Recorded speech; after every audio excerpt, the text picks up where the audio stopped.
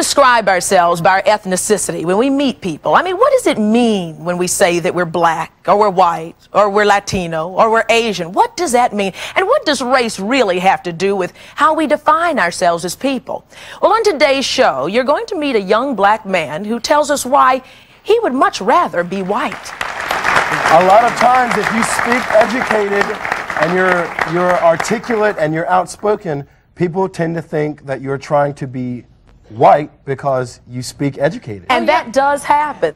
You're also going to meet an Asian woman who reveals what kind of plastic surgery she was willing to have in order to look more Western. Westernized. I wanted my eyes more open and wide, and that's just the way I always saw myself inside. And a man confronts his racially confused white friend, he says, who he says wants to be black. He acts black. I mean, he's white though, but I was like, he talks to black females. He won't talk to no white girls.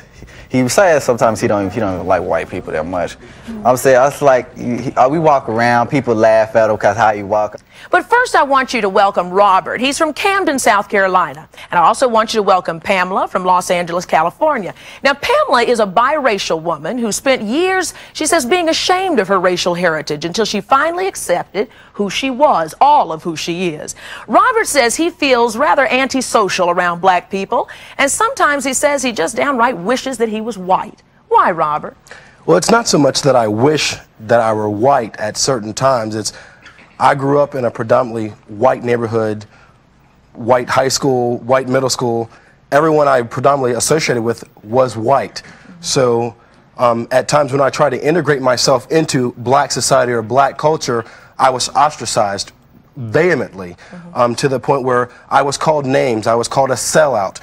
I was called an Uncle Tom. Anything that you can associate with the black man sticking to the white man or snuggling up to the white society, that's what I was called. So you talk like you white, you walk like you white, you think you white. That's the type of thing that you heard? Well, it was so much, you talk white, you act white, you dress white, you hang around white people, and I've never understood what talking white really was. I don't think I speak white. I think I speak educated. I don't think I speak white. As far as the way I dress in a manner that makes me comfortable. If I wear something today that I feel comfortable in, if I don't feel comfortable wearing it tomorrow, then I won't wear it. As far as the way that I act and the people I associate myself with, I associate with people that make me feel good about who I am, what I'm going to be, who I was yesterday, and who I'll be tomorrow. But that does do something to you when your own are calling you something else. Oh, yes, it does. It makes you feel very bad when the people that are supposed to be united and strong together as a black race ostracize one person because they don't feel that that one person typifies what they consider black pride. And what has that done to you? I won't say that it makes me angry, because I'm not angry at anyone. I'm not going to point a finger and lay blame on any particular group of people or race for that matter. It just, I don't know, it makes me stronger, makes me a stronger person, so I can be who I am, be proud of who I am and how I am. Pamela, you can understand some of that, I guess, would you say confusion? Yeah, I can understand that. I had gone through a time where my mother, who is a white woman, had gone through straightening my hair and trying to, I guess, make it easier and do what she thought was right to do coming from Germany. But as I got a little bit older, I let that go. And I've said to people before, I won't put any version of that lie anywhere near my head, not the chemical that will eat up my scalp, or the lie that says I have to look a certain way to be accepted by society. I think it's unfortunate that Robert feels this way in certain areas. I think you have a very strong statement in saying that you will be who you need to be, because I think everybody in this room and anybody that may be watching was made by a divine power that's greater than any of us, and whatever your belief system is, I respect that, and that we're all beautiful the way we were made. Just sitting here and observing you, the contact lenses you've put in your eyes are obvious. Maybe the texturing that you've done to your hair is obvious, and I think it's sad that any black person or any race should feel like as though they have to put little pieces of plastic in their eyes or put chemicals on their heads. So you think he's trying to assimilate into a culture that he's not a part of? Not necessarily not a part of, because I will be a German and an African American.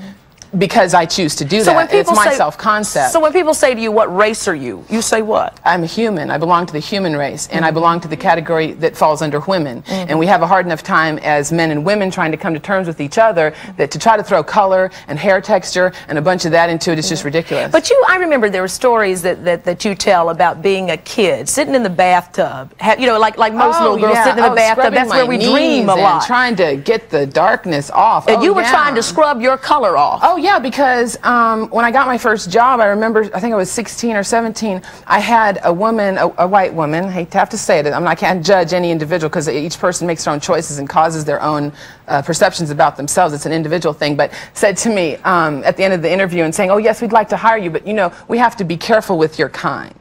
And my mother was very much into the love, Woodstock daisies, having conceived us in the 60s, early 60s, and really believed that love and peace would heal everything, and that's very honorable. Yeah, but your mom also went through some tough times. As I remember when your mom had business meetings at home, here's this German woman with this black child, and she would put you in the back room. She hid us and turned down the photos and said, don't come out till mom says it's okay. But you see, it's not her. I was angry with her for a long time, but then as I became an adult and I had to make adult choices and either look around the room and judge or do business with other people, I figured out, wait a minute, who were those people who made her feel that way, that she had to do that? I was less angry with her for telling me I was beautiful and telling me that I was special and telling me that I didn't have to worry about things, because that's all she wanted me to believe. But she didn't tell me the negative side. She didn't tell me there were going to be ugly people out there that would make her or people like Robert feel like as though they have to be something different than what a divine power made them to be. Imagine the struggle of a mother who has to deal with children who are going through this very dilemma.